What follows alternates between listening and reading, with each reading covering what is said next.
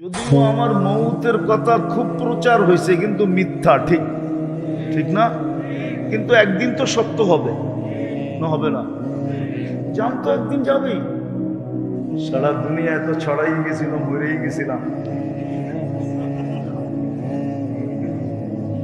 এক এক মিডিয়ালা আইসা বলতেছে, হুজুর আমার ভিউজ হয়েছে একদিনে 25 মিলিয়ন, শুধু আপনার মরণের খবর।